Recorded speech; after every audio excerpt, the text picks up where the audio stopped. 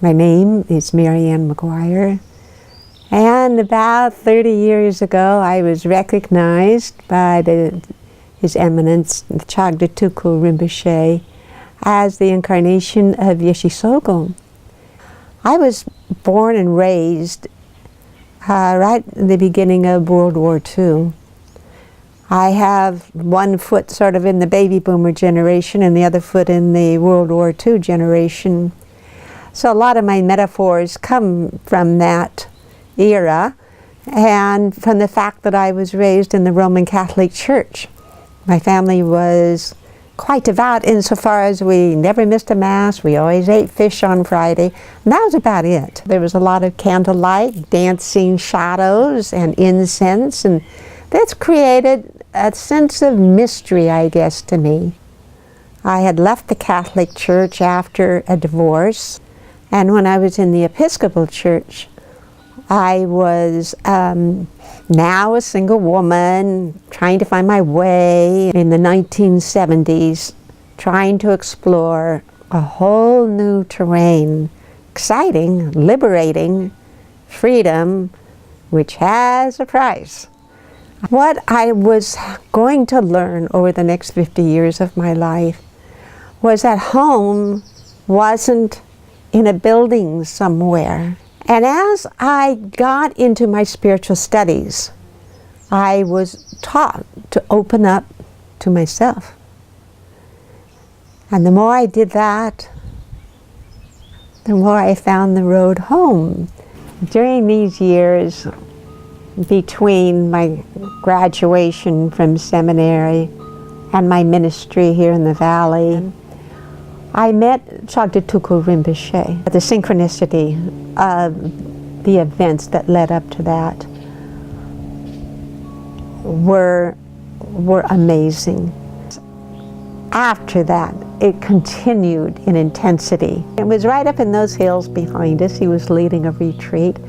He said, "I'll teach you the truth." In Tibetan, Sanskrit word, truth, Dharma. This Dharma that Rinpoche hooked me with. Within minutes of meeting you, I will teach you Dharma. Did it sound, was it like it's audacious? Who could ever make such a comment? But there was no question. I knew he had the truth, and I knew whatever he had, I needed. And I stayed up there for the next week and went on retreat with him. And that's how it's been for the last 30 years since I met the Nyingmas, which are a sect of Tibetan Buddhists. As it turned out, Chagdatuku's mother was a living incarnation of Yeshe.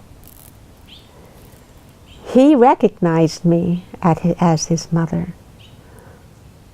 Well, it would take a number of years for me to understand in a Western context what that meant. So, was it a problem that I was this Christian minister and now I was taking all these Buddhist teachings and I was still preaching in Christian churches and I was having Buddhist retreat? No, it didn't bother me at all. I thought it all just came together like two hands in prayer. These were extraordinary beings who took birth to change the world, to bring into the world at that particular time a new way of looking at things.